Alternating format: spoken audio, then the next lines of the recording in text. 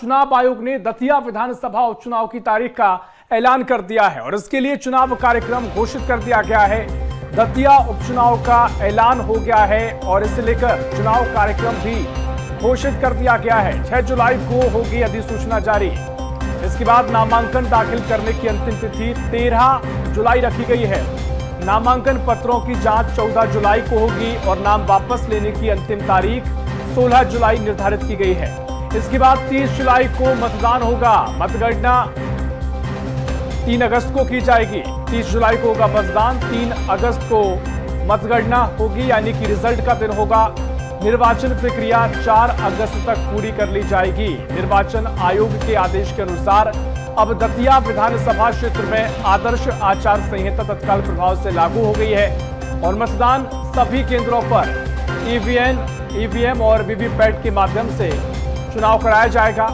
तो क्यों होना है उपचुनाव, आपको पूरा मामला बता दें। राजेंद्र भारती को एक मामले में दोषी पाया गया था। दिल्ली की राउज एवेन्यू कोर्ट ने 3 साल की सजा सुनाई थी और 27 साल पुराने मामले में विधायक राजेंद्र भारती को दोषी पाया गया।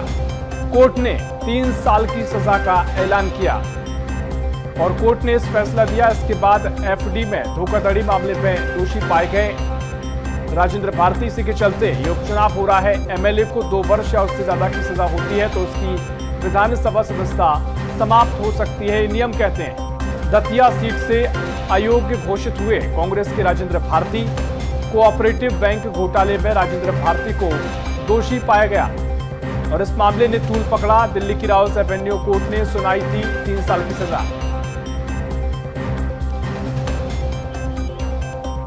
देखिए पूरा मामला आपको बता रहा है और इसी खबर पर और भी जानकारी लेंगे। भोपाल से मनोज राठौर हमारे साथ लाइव जुड़ गए हैं।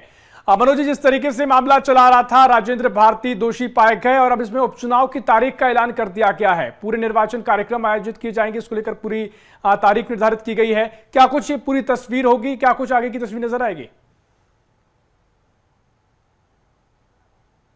बिल्कुल, क्योंकि जिस तरीके से कोर्ट में हार का सामना करना पड़ा था, हालांकि राजेंद्र भारती सुप्रीम कोर्ट पहुंचे थे, वहां पर भी उन्हें जो है निराशा हाथ लगी और उसके बाद ये तय हो गया था कि इस पूरे मामले में उपचुनाव जो है दतिया की सीट पर कभी भी भारत चुनाव आयोग करा सकता है। ऐसे में अधिसूचना का इंतजार था, लेकिन इस बीच में जिस तरीके से फैसला सामने आया उसके बाद जो है विधानसभा सचिवालय ने भी उनकी विधानसभा की सदस्यता को शून्य कर दिया था और उसके बाद ये पक्का हो गया था कि दतिया सीट पर चुनाव होंगे। लेकिन अब भारत चुनाव आयोग के द्वारा जो है पूरा जो प्रक्रिया है, एक तरीके का कैलेंडर है, वो जारी किया गया है कि चुनाव की प्रोसेस किस तरीके से होगी। तमाम जो तारीख है वो जारी कर दी है। ऐसे में 6 जुलाई को जो है उपचुनाव की अधिसूचना जारी होगी और नामांकन दाखिल करने की जो आखिरी तारीख रखी गई है वो 13 जुलाई रखी गई है। इसके अलावा नामांकन के जांच के लिए जो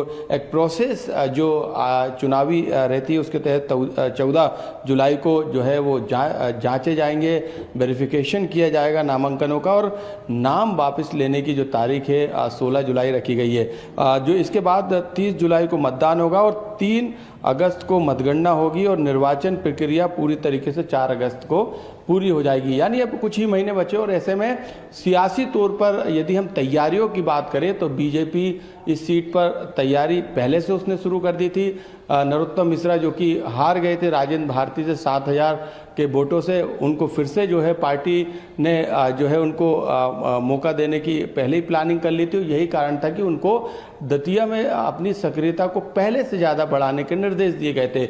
हेमंत खंडेलवाल उनके घर पहुंचे थे इस सियासी घटनाक्रम के बीच में, उन्हें ये संकेत दिए गए थे और उसके बाद नरोत्तम मिश्रा ने जो है अपना अधिकांश समय इस फैसले के बाद जो है दतिया विधानसभा में गुजारा और उसके बाद उन्होंने जनसंपर्क से लेके तमाम जो सियासी दावपेच है वो अपनाने की कोशिश की और साथ में चुनावी रणनीति पर भी उन्होंने काम किया। लेकिन कांग्रेस के सामने जो है अभी भी संकट है कि राजेंद्र भारती की जो सदस्यता आयोग घोषित हो चुकी है। ऐसे में अब उपचुनाव में वो किस तरीके से जाएगी, कौन सा उनका नया कैंडिडेट रहेगा, कौन सी रणनीति के साथ जो है कांग्रेस जो है वहाँ पर चुनाव लड़ेगी, क्योंकि अभी भी कांग्रेस के सामने कई ऐसे मुद्दे हैं जिसको लेकर दिल्ली से के निर्देश पर जो है मध्य प्रदेश कांग्रेस काम कर रही है। और अभी कांग्रेस के अंदर जिस तरीके से जीतू पटवारी, दिग्विजय सिंह, उमंग सिंगार की जो तस्वीरें सामने आई, उनसे जुड़े जो मामले सामने आए, वो बताते हैं कि कांग्रेस में सब कुछ ठीक नहीं चल रहा है। और ऐसे में सबसे बड़ी चुनौती जो है रहने वाली है कांग्रेस के सामने, इस चुनाव को